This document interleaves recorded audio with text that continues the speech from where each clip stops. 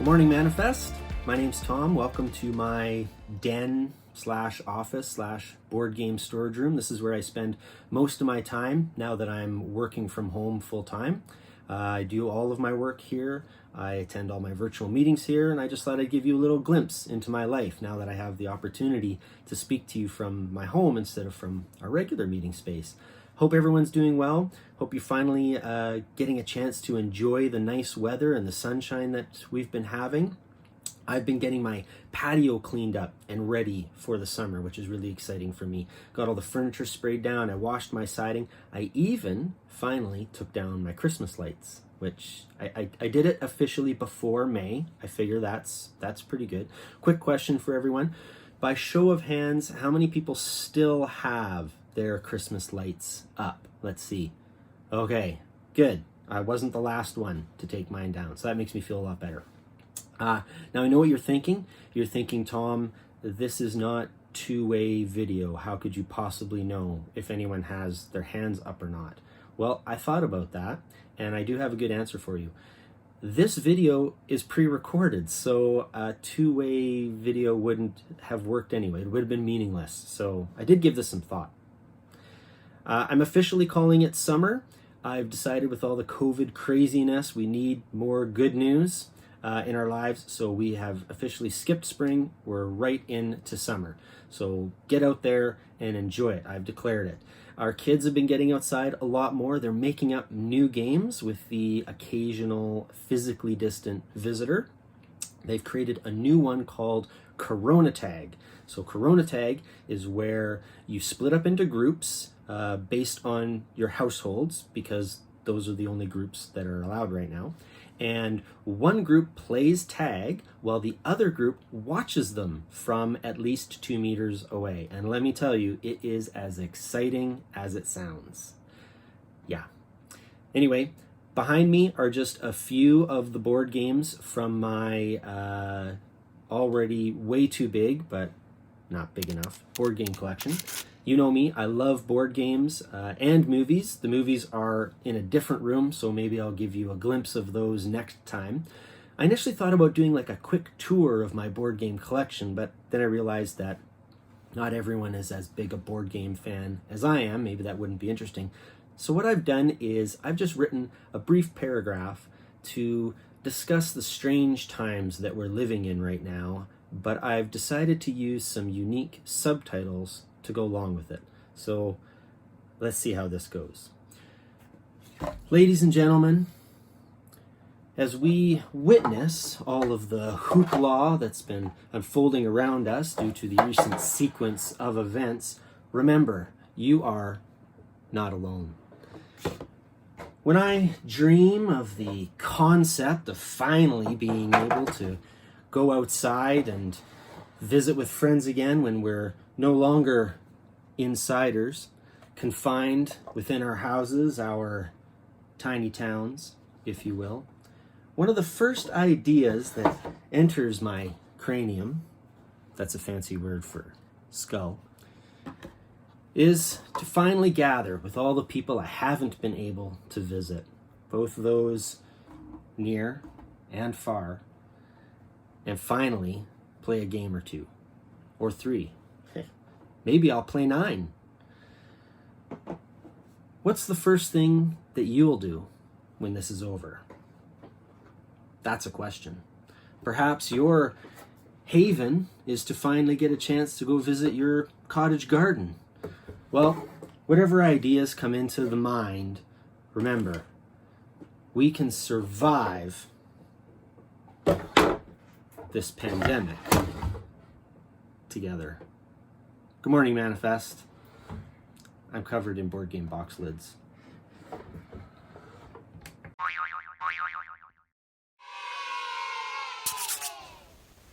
Hi boys and girls, Mr. Steven here again. I brought my trumpet with me again today. Did you know that when you play in a band or an orchestra, there's lots of different people who play lots of different instruments? And there's often lots of people who play the same instrument. The bands and orchestras I've been in have always had lots of trumpet players. But did you know that we don't always play the same notes at the same time? There are some trumpet players who play the first trumpet part, some who play the second trumpet part, and some who play the third trumpet part. And they all play at the same time, but they're playing different notes, and it makes for a bigger, fuller, richer sound. Let me show you. Here's a first trumpet part.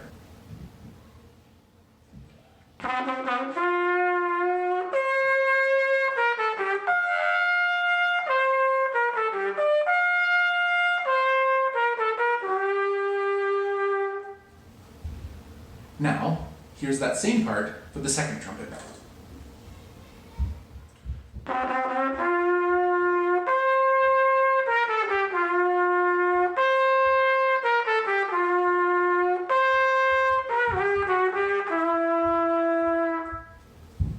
That second trumpet part maybe sounded a little bit off to what you know and what you recognize.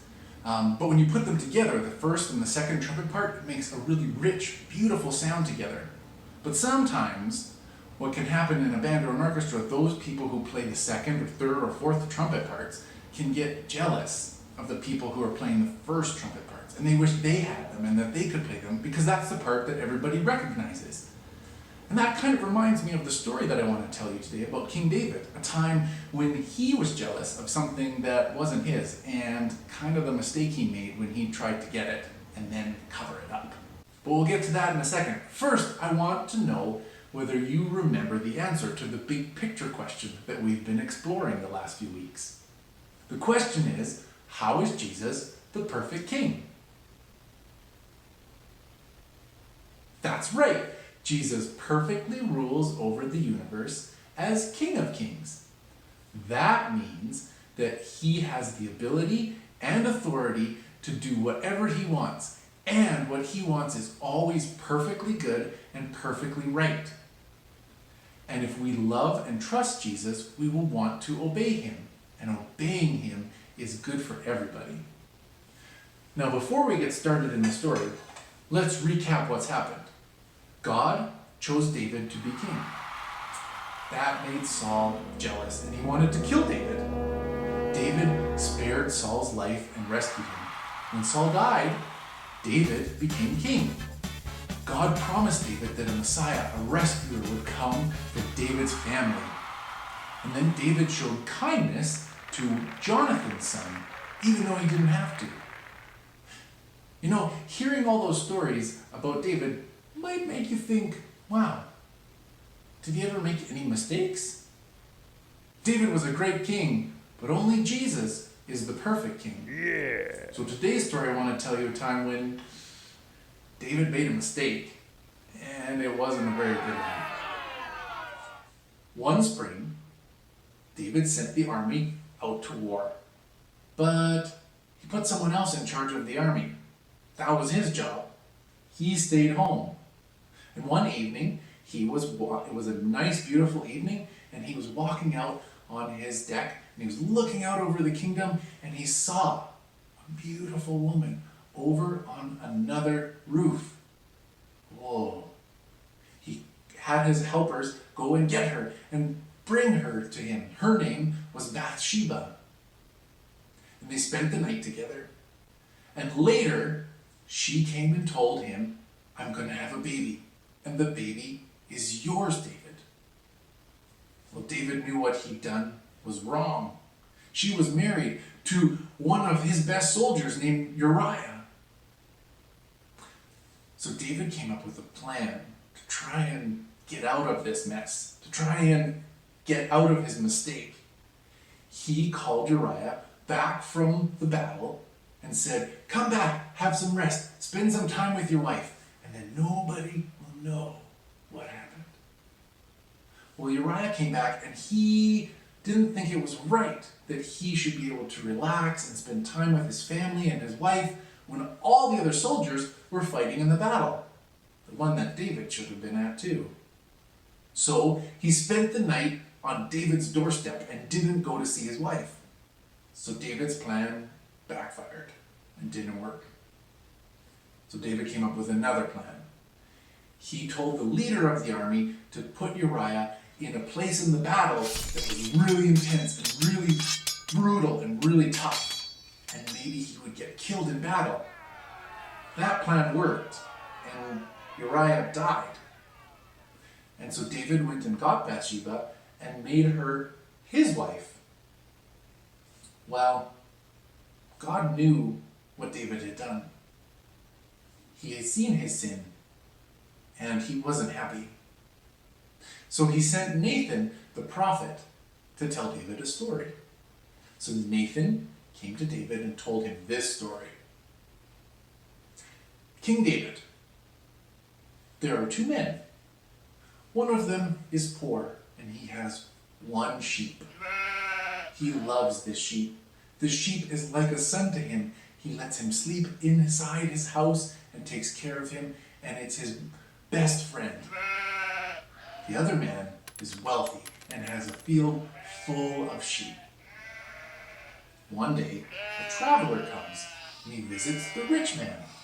The rich man wants to show the traveler hospitality and decides to give him a meal. But instead of taking one of his own sheep from his flock of many, he goes to the poor man and takes his one sheep and kills it and gives it to the traveler. David hears this story. He is furious. He says, "Is this story true? Is it a true story? Because that rich man should die." And Nathan says to David, "David, you are that man. That's what you did when you had Uriah killed and took what was his." Oh, David recognized what he had done was wrong. And he realized he should die for what he did. And he cried out to God and said he was sorry. And God, I'm wrong. I know that what I've done is wrong. Forgive me. Nathan said, "David, you are not going to die. God will restore you in that way. But sin has a price.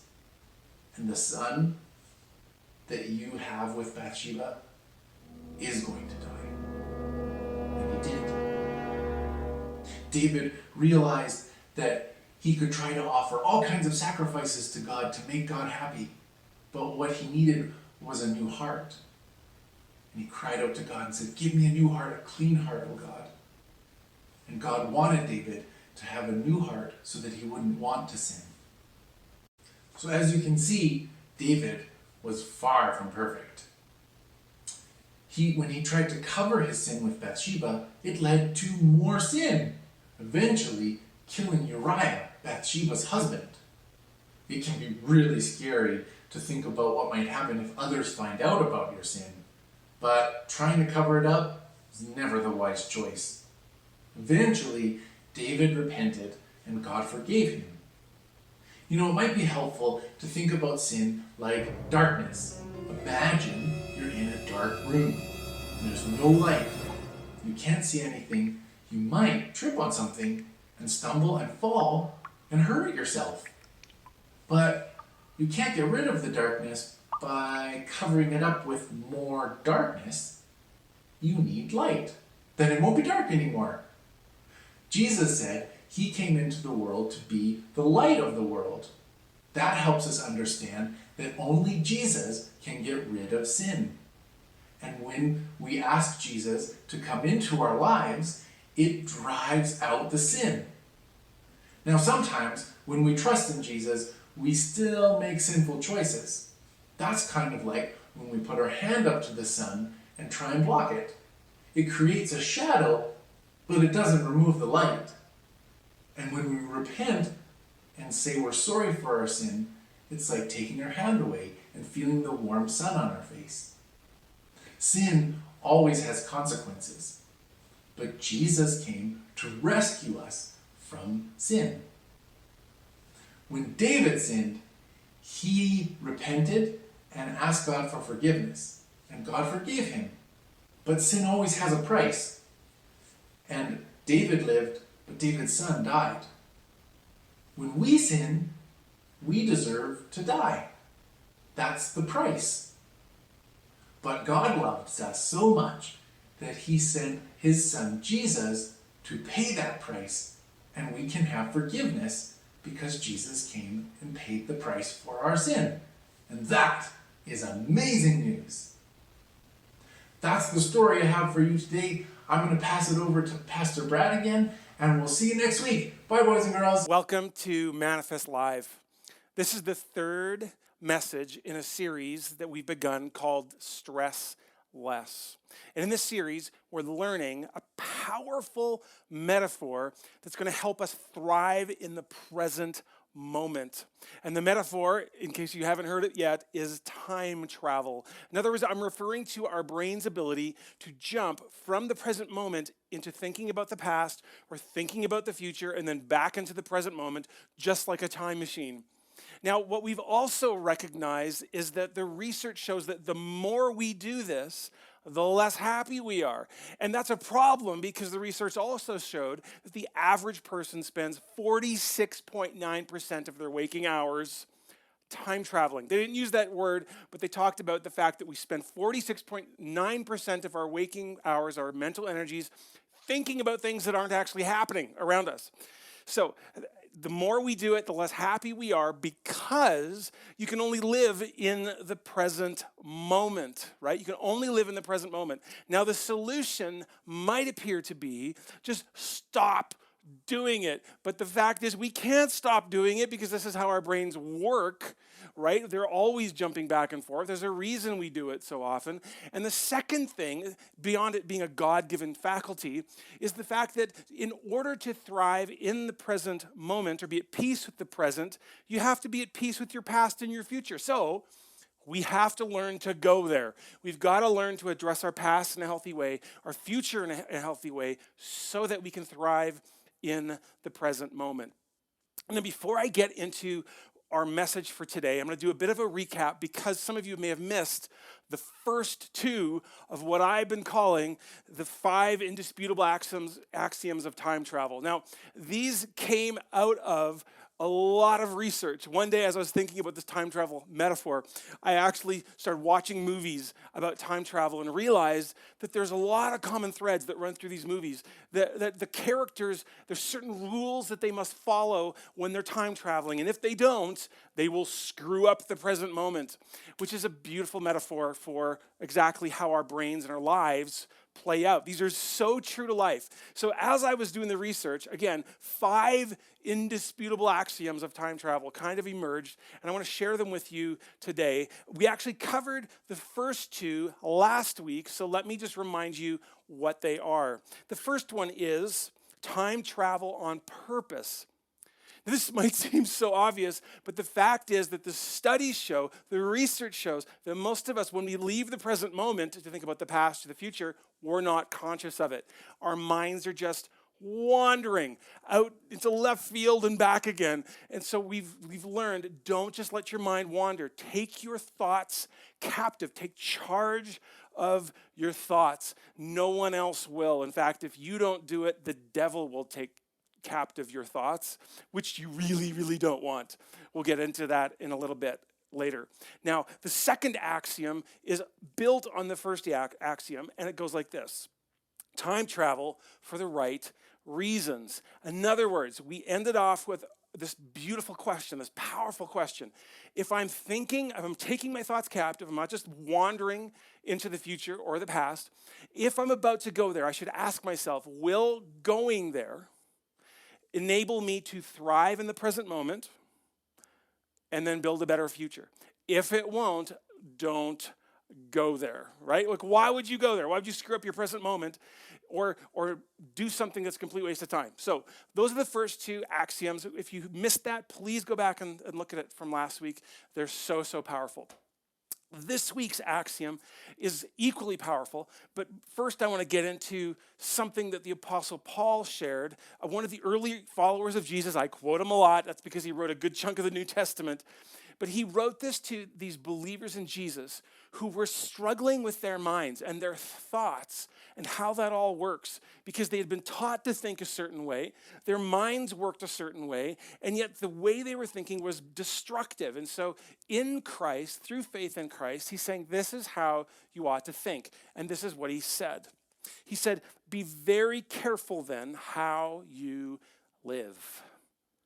Not as unwise, but as wise, And there's the phrase, making the most of every opportunity. Why? Because the days are evil. They're screwed up.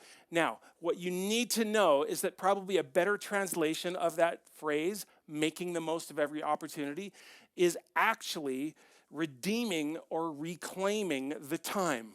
The old version, like the King James version, the old school, actually says redeeming the time. This is because the word time is actually in the Greek, in that phrase. So the idea is, remember last week? We talked about how if we don't capture our thoughts, the enemy will. They will roll downhill. And now what he's saying is redeem those thoughts, redeem your time. See, we often think of time management as something that is only daytimer related. So I'm going to do this from 3 o'clock to 4 o'clock, and 4 o'clock I'm going to do this, I'm going to take a break, I'm going to walk around the house. And we think this is time management. And it is, but the Apostle Paul would also say, let's start with how you manage time in here, right? How you handle past, present, and future in here.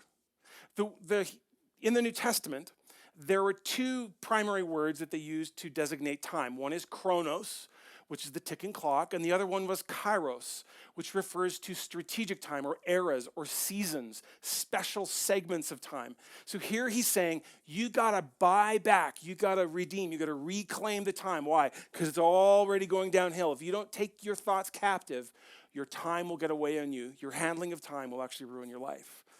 So as we look at the next axiom, let's learn how to do that more effectively. Here's axiom number 3. Axiom number 3 is be careful with your souvenirs. Be careful with your souvenirs. How many of you have gone on family trips or did that growing up? My family, we would go camping in the summers, all kinds of stuff because my dad was a teacher. And so we would pack up our stuff every 3 years and do a monster trip. Like these were epic trips, like all the way to the East Coast, you know, Prince Edward Island or something on the edge. Or we went down to New York one year, California, that kind of thing. So we'd take 2.5 weeks in the car. We would camp it. Later along, we'd be dragging one of those pop-up trailers. It was a little bit better, but it was so much fun, so much fun. But I remember back in the day, I only had an allowance. I didn't have a job, right? This is before I had my paper route. And I would save up my pennies with my allowance, just a couple of bucks a week until we got to go on that trip. And my goal was like, if I could just raise $20 for this trip. Yeah, I know. $20 for this trip, and then I could buy the coolest souvenir. And then I would go through the trip. We'd get to a location. I go, do I buy the little train or do I wait to see what is going to be on the shelves in San Francisco? Right? You have to kind of like gauge your time and your money. Well, the best souvenir probably I ever bought, because I'm still using it today, and I'm going to refer to it, is this snake. It is so cool. Can you get a look at that? That is so cool. I got this sucker at Wall Drug, I think it's South Dakota. An amazing little like armpit of a town, but they've got this great thing going for tourists. And I bought this as plaster. You can see on the back here, I got it for $2.79. $2.79. Got this thing, and it was like that was really expensive at the time. But I remember buying it. I remember standing in line, and I want you to notice something. I'm smiling just looking at it. I remember that family trip. I remember how hot it was. I remember I was so proud that I got this thing.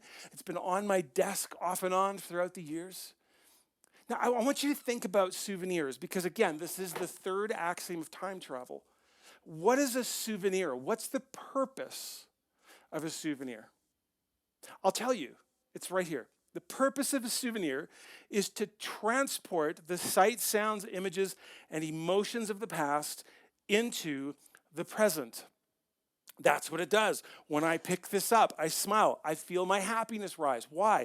Because as I look at this snake, I know it sounds weird, but as I look at this thing, it's hypnotizing me. No, as I look at this thing, I start to remember the past. The happiness that I felt starts to come into the present moment because of the souvenir. It's doing its job, okay?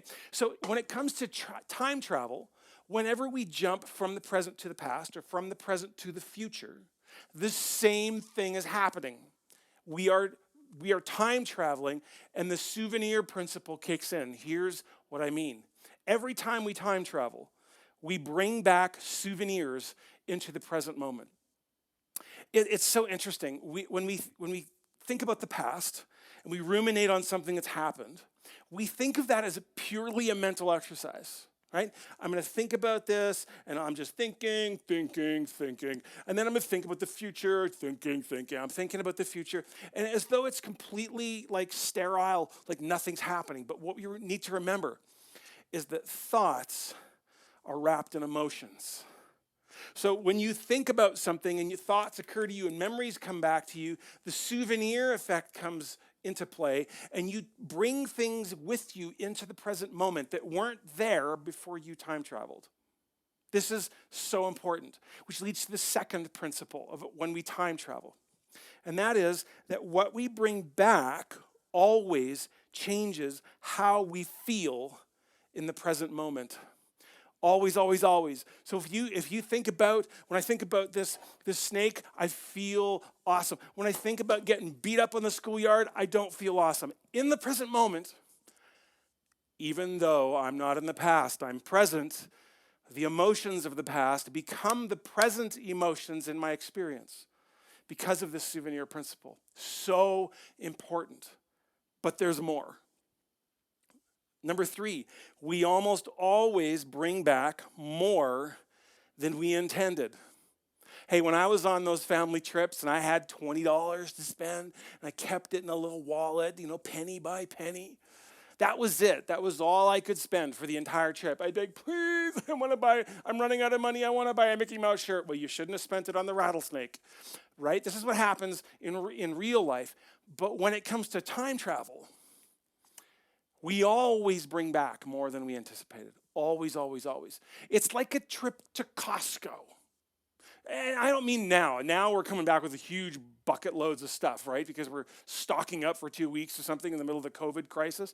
But back in the day, like you walk in minding your own business, and your full intention is to buy a bottle of ketchup and maybe some fresh hot dog buns and some hot dogs. In, out, surgical strike, that's it. And oh, look at that, the cereal's on sale. Oh man, you throw that in the cart and boom, chicka pop is on sale. Oh my goodness, that's $2 off per bag. Then do you just get one on sale? Oh no, my friend, you get 2, you get 3, and you put them in the cart. Before you know it, you are walking out of Costco with 9 carts of food and 4 Sherpas along with you to, navigate this thing back to the parking lot. The point is that when you time travel, you think that all I'm going to do is think about the future and worry about the future a little bit, and you come back into the present moment, dragging anxiety with you, and suddenly you've got way more emotion in the present moment than the present moment calls for. Why? Because it's not coming from the present moment. It's not coming from the present moment. I'm going to get to that in a minute. Here's the number 4. Number 4, most of what we bring back makes the present worse. Most of what we bring back makes the present worse. The reason I'm saying that, again, is not just my opinion. It's because the research shows that the more we time travel, the less happy we are. Why? Because we tend to go places and use our minds in such a way that the souvenirs we're bringing back is ruining our present moment, the less happy we are. Now let's put all of this back together. Okay? You're sitting on your porch. You're sipping a glass of lemonade. Ice cubes are jingling around in there. You're having this great old time. The air is warm. The breeze is cool. The sun is shining. The birds are flying by. They're not pooping on your car. It's a glorious day. And somehow, sitting there in this paradise, you are racked with rage or anger or anxiety. Why? Because you're time traveling. See, you're ruining the present moment. How many of you know that how we feel in the present moment often has very little to do with what's actually happening in the present moment? This is really important because when we feel anxious, we tend to blame it on someone else or the current circumstances, when actually what's happening is we're being triggered, we're time traveling, dragging that emotion into the present moment, and It's just overwhelming. It's too much. Too much. Do you see how these concepts are coming together? Now, the question you might be asking then is, why do we do this? Like if it hurts us so often to go back into the past and into the future, why do we even do that? That kind of thing. There's a writer and philosopher named Henry David Thoreau, and he says this. He says, time is but the stream I go a-fishing in. Why do our brains and our minds leave the present moment to think about the past? Why do they go into the future to think about the future when so often of the time it's negative and we end up dragging these souvenirs back into the present moment and ruin the present even though there's nothing wrong with the present? Because we're fishing. We're fishing. We're looking for something. Like we're always looking for something. You know what we're doing? And this is why we time travel. This is why we do it. Number one, because we're not at peace with something negative. One of the reasons your mind leaves the present moment, and maybe the predominant reason, is because you're not happy with something in the past, or it continues to bother you. What's wrong? Oh, I don't know. This is a meeting I had today. It's nothing. But it's something because the present moment is ruined by something that happened 4 hours ago or 4 years ago or 40 years ago. Or we are constantly thinking about what's going on. What about that meeting? And when will our business reopen? And will I get rehired? And no matter how many times we go there, we continue to bring anxiety and anger and resentment back. And then we think about how they mistreated us. And we're back and forth and back and forth. Why? Because we're not at peace with our past and our future. We're fishing. We're looking for some handle to put these things to rest, but we can't seem to make it work. We're trying to fix something that's broken about our future, the way we're seeing it, or about our past, and it's just not working. That's the first reason why we time travel. The second reason our brains time travel so often is that we're trying to draw strength from something positive. Like I was doing before. I grabbed this snake. I'm looking at it. I'm feeling happier just holding it in my hands. This is one of the reasons why we remember last summer at the lake, how awesome that was. And remember we did the basketball and it hit Jenny in the head and she's like, that wasn't funny. No, that was awesome. And we're just laughing to get right. Why are we doing that? We're trying to draw power from the positivity of that moment. And why do we look into the future to do that? Well, because we're thinking, oh my goodness, Christmas is going to be so awesome because Uncle Jake's coming and he always does this thing with the magic tricks and it's going to be so fun. And you start to I can hardly wait. Now my present moment is better than it was a minute ago. A minute ago, I was just sitting here on my deck enjoying the lemonade. Now, I'm also reminiscing about the lake, and I've pulled that emotion into the moment. I've been thinking about the future, what's going to happen in Christmas, and I just feel all warm and fuzzy inside because I've done what time travel is meant for. I've mined power and joy and positive stuff from my memories. These are the reasons why we go fishing, to fix something bad or to draw power from something good, right?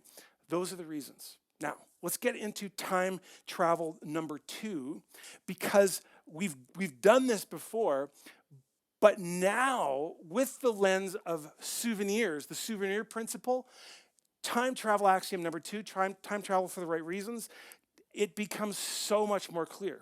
So now when we're thinking about the right reasons, what we're actually talking about is it's time travel only if we can put something bad to rest or draw power from something good in order to thrive in the present and build a better future. Does that make sense? So if thinking about the past isn't going to help me put something to rest, put something to right, or the future, or if it's not going to help me draw power from those things, then don't do it. Then it's the wrong reason, okay? So that's how this comes together. Now, I don't know about you, but there's something a little bit anxiety producing, counterproductive about what's happening. Because the more that I talk about these principles and these axioms, like they're really familiar to me. They're like, I'm a fish like in the water, okay? But for you, you're probably like, this is getting complicated. This is getting complicated. Before it was one thing. Is it good or is it bad? Now he's adding a list. And yes, there's only 2 things in the list plus a closing, but still, it's getting more complicated. And you're starting to think, how can I ever possibly do this? And I can totally relate. There's this great place in the Old Testament where the writer, I'm drawing a blank.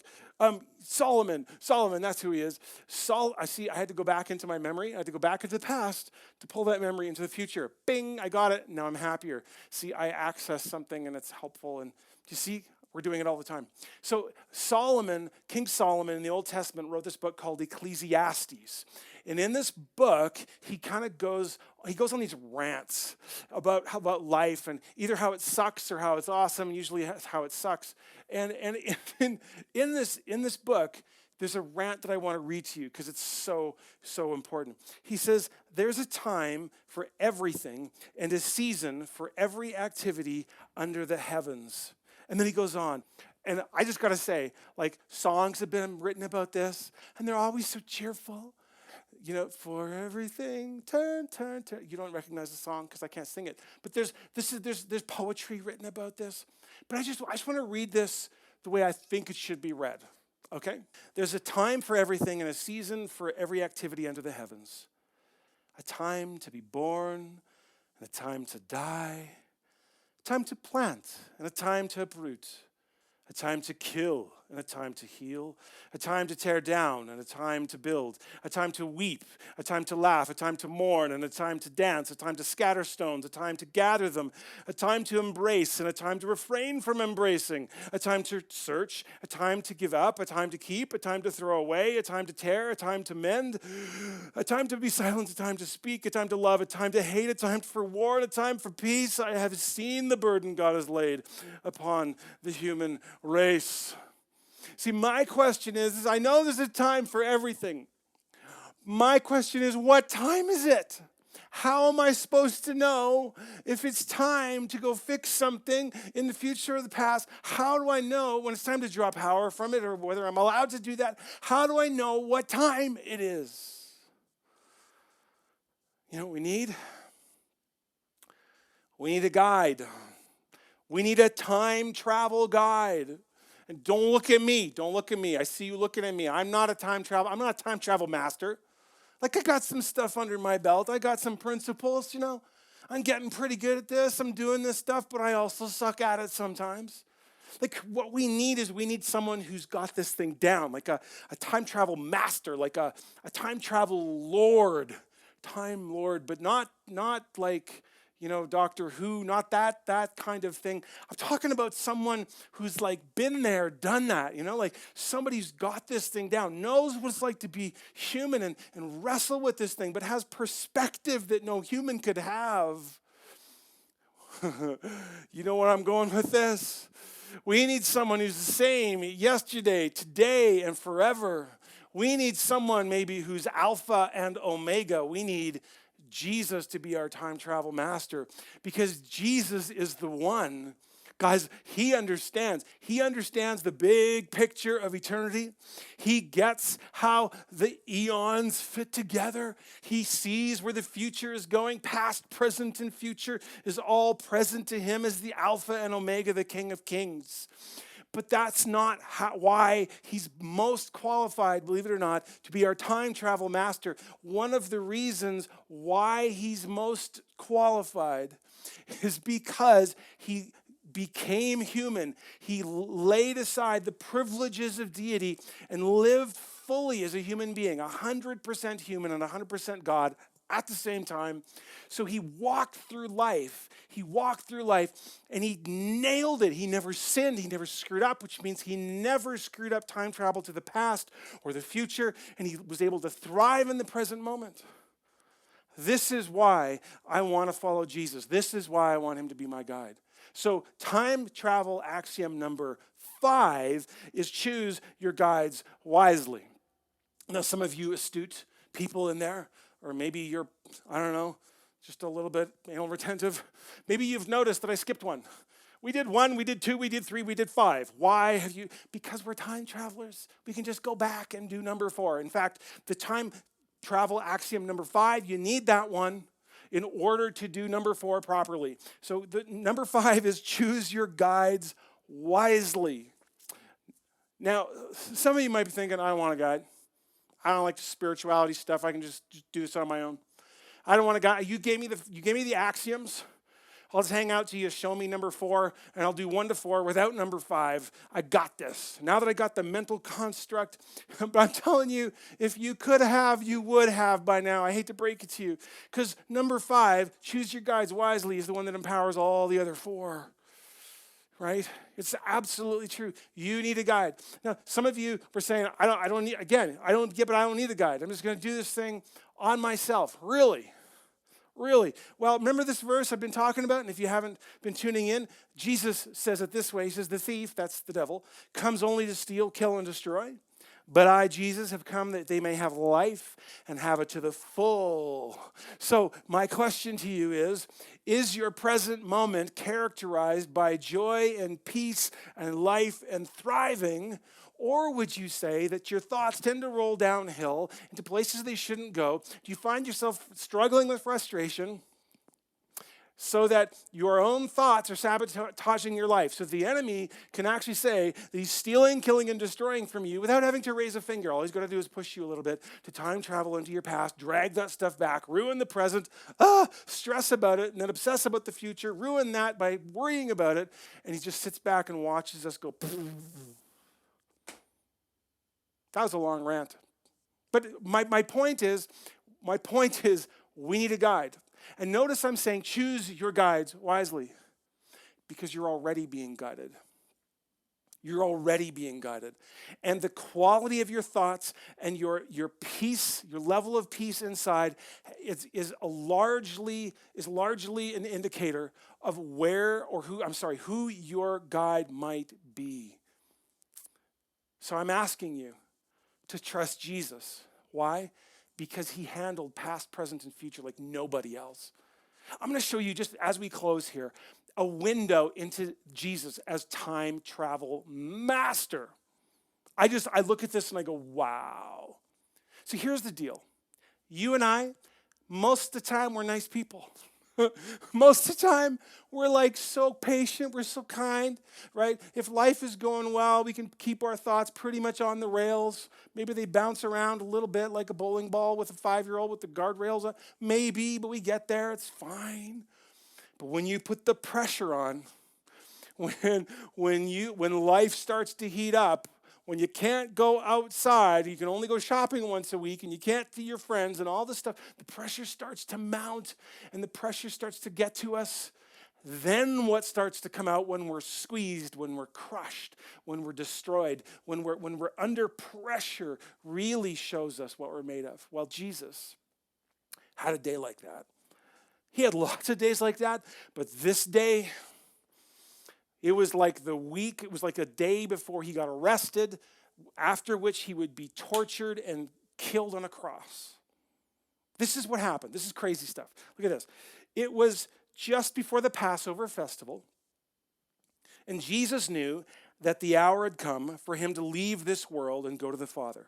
So he knows that he's about to get arrested, tortured, and crucified in the most horrific and painful death anyone has ever experienced. Why? Because in that death, he also took upon himself all the darkness and suffering of the world so that he could put an end to it in his own death and his own resurrection. So in this moment, he knows it is coming, and it will be hard. This is what happens next. Having loved his own who were in the world, he loved them to the end. So here's a little bookend. The writer's saying here, Jesus loved us the whole way through. Didn't matter what kind of day he was having. Didn't matter what the pressures were from the outside, what the opposition was like, what yesterday was like, what was looming tomorrow. He always loves us the same. He loved us in the beginning. He loved us till the end. And then he starts to tell a story about what Jesus did on this night he was betrayed. The evening meal was in progress, and the devil had already prompted Judas, the son of Simon Iscariot, to betray Jesus. Now, what we also know is that the devil actually came into Judas. So picture this. This is the scene for the Last Supper. This is where the Last Supper is going to happen. They've gathered in the upper room. The disciples are all lounging around Jesus. The devil himself is present in Judas. Do you think Jesus knew that? Oh, I'm sure he could feel it with every fiber in his being. There's something off, right? There's this darkness, this coldness in the room. He's about to be betrayed. All of this stuff is looming. Can you imagine the tension?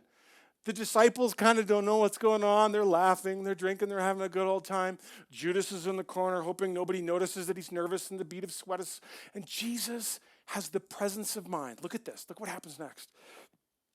Jesus knew that the Father had put all things under his power. That's present tense. He knows that in this moment, God has put everything, the Father's put everything in my power, under my feet. Okay? That's present now. And that he had come from God. He was at peace with his past and was returning to God. He's at peace with his future. And so he got up from the meal, took off his outer clothing, wrapped a towel around his waist like a servant would. And after that, he poured water into a basin and began to wash his disciples' feet. If you knew you were on death row, if you knew you had just a few hours left, if you were looking around the table and you'd spent years with these guys looking, oh, Andrew, Peter, oh man, such a good guy. And you realize this is the last time we're going to be together, the Last Supper. After this, nothing will be the same. After this, Judas will go off and hang himself. After this, I will be captured, I will be tried, and I will be crucified. And I will suffer the most horrific death. But somehow in this moment, he's so at peace with the fact that God's put everything under his power in the present. He's at peace that he came from God, he's going to God, past and future, that he can be fully present in the present moment to love and serve the ones that he cares about most. Don't you want that? Don't you want to be free of your past so it doesn't keep clouding your present and getting projected onto the ones you love? Don't you want to be free of your obsession with the future and the anxiety that produces? Then we're going to need Jesus as our guide. He's showing us right here.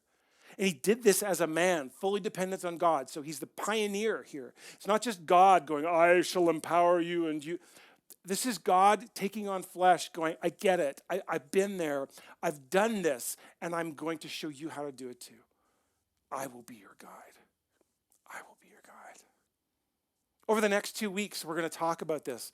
We're going to let Jesus as our guide help us get unstuck from the past and unstuck from the future so that we can navigate past, present, and future without getting stuck so that we can live and thrive in the present moment. That's what we're going to do.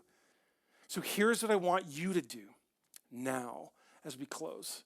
I would love it if you would make Jesus your guide. If you want to ask him, Lord Jesus, come and guide me. Maybe you're not ready to give your life to him yet, but if you've given your life to him, don't just ask him for guidance. Say, Jesus, be my guide. Show me, draw me, walk with me, coach me through this. I need to get a handle on my past. I need to be set free from that stuff. I need to be set free from my future. Would you please just show me? In fact, let's do that right now. I kind of just did it. Would you bow your heads with me and pray? Lord Jesus, thank you that you are the master, the Lord of the past, the Lord of the present, the Lord of the future. Thank you that you're not just the God who's the same yesterday, today, and forever in some cosmic, out there kind of way, but you took on flesh. You lived this life. You saw how difficult it is to navigate past, present, and future when you're so tied to this mortal existence. And yet you did it perfectly. So would you come and guide us now? And if there's anyone here today and watching, or even months later now as we're doing this online, who has never given their lives to you, may this be the moment where they go, it's enough. I've been putting this off. Jesus, I'm sorry for making a mess of my life. Thank you for dying on the cross for my sins. Please take my life and lead me from now on. In Jesus' name, amen. Tune in on Thursday as we're going to do our time travel boot camp, episode 3. I'm taking the principles of what we learn here on Sunday mornings and fleshing them out in real life in a Bible study on the life of Joseph in the Old Testament. And it's super, super practical. So make sure you tune in Thursdays. That's 10:30 a.m. You can also catch it once it's uploaded and stuff. And then next Sunday, we're going to start letting Jesus be our guide into the past, into the future, so we can thrive in the present. So good, so good. Have an amazing day.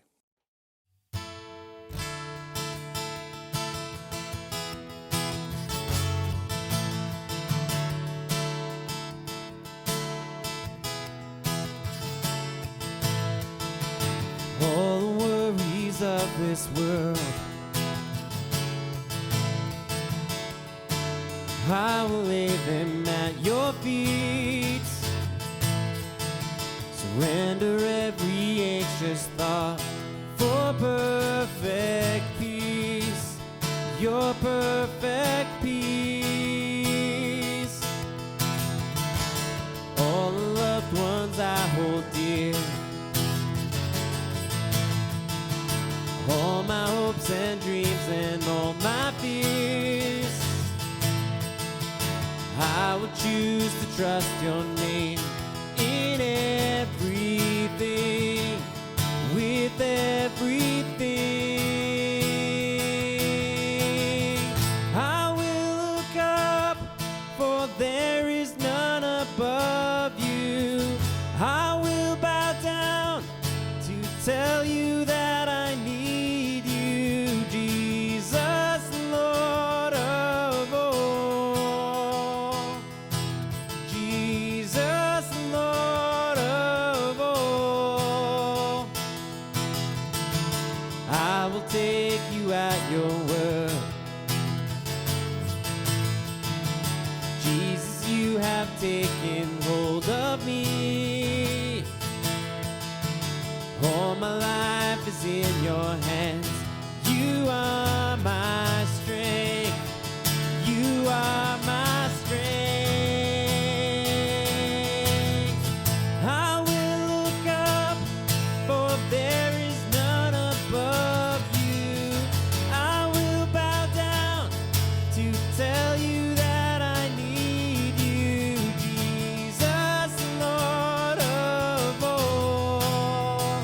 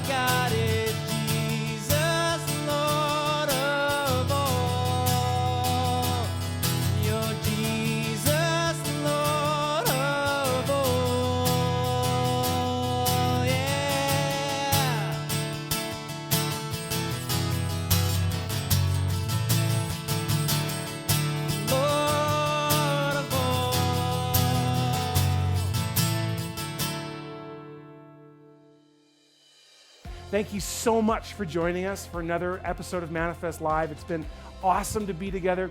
Please like this video, comment, share this video so that we can get more people online with how to thrive in the present moment. Love you guys. Have an amazing week.